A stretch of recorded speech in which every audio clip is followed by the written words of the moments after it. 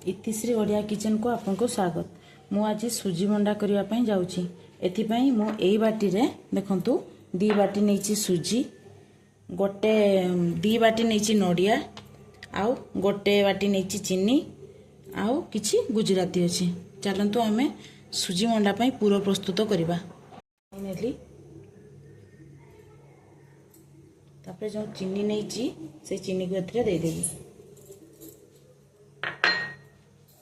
तो मुझे चीनी पकई देछि, तापर गुजराती जो रखी ताको पकई देली, तापर मु नड़िया को मध्य पकई देबी। एमती करके मु पूराटी प्रस्तुत करी। देखंतु सुजी मंडा पाई मोर पूरा प्रस्तुत हो गलानी। मु याको एबे काढी देछि। आमे भी सुजी पाई की पूरा प्रस्तुत कर देलु। तापर एबे आमे सुजी मंडा को ताको आबे केमती करिवो देखौछि प्रोसेसटा। मु एभली ग्लास रे देखंतु 1.5 ग्लास पानी नहीं, चामच चीनी देछि, गोटे चामच लुण देछि।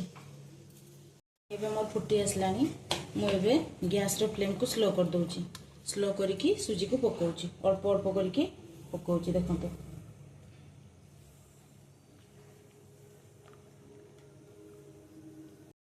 देखंतु अल्प अल्प करी सुजी नहीं। खुसुणटे गोलेवा संभव हेनी, से मु बेलना काटी नहीं कि ताको एमती करके गोलाउछि। देखंतु जेतेबेले हमरो आणटी पूरा उठी जीवो उपरको सेतेबेले जानिबा जे हमें हेइछि। बे हमरो आणटी प्रस्तुत हेइ नाही। गैस रो फ्लेम टोटाली जोर करिवेनी, एमती स्लो रे ही आपन करिवे।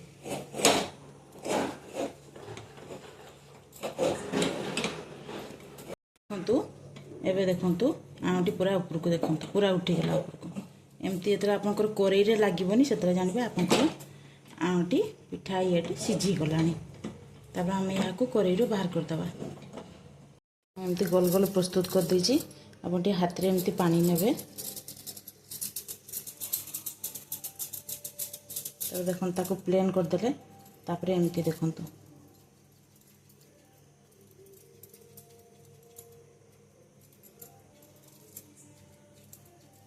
एमती करले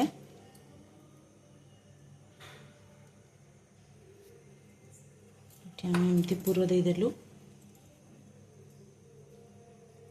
ताको एमती करके बंद कर दबो।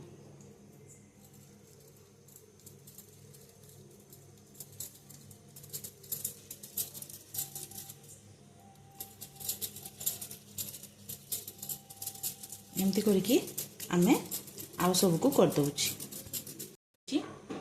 यही सेपटा केमती कली मु आपको एबे देखौछि। देखंतु आपण एमती नहीं नेले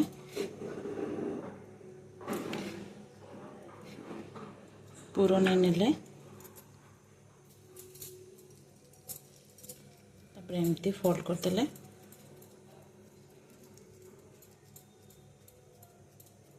एमती कर देले, तापर देखंतु एमती करिवे, एमती करिवे, एमती करिवे।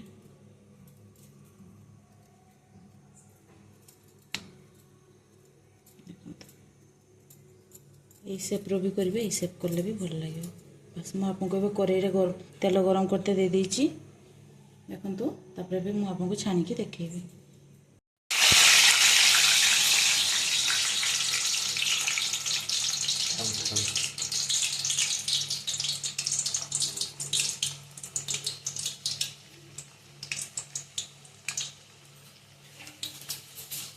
गोटे गोल्डन ब्राउन पर्यंत भाजवा। भाजी सारा पर मुझे आपको देखेबी। प्रस्तुत हो गला। एबे देखंतु आपको भांगी की देखौछि। ऊपरटा क्रिस्पी अच्छी, भितरटा पूरा नरम अच्छी। सेमती आपन चाहिले भी एमती घरे बनाई पारिबे। आपको जदि मो चैनल टी पसंद लागुछि ताहले आपन लाइक करिवे, कमेंट करिवे और सब्सक्राइब करिवे।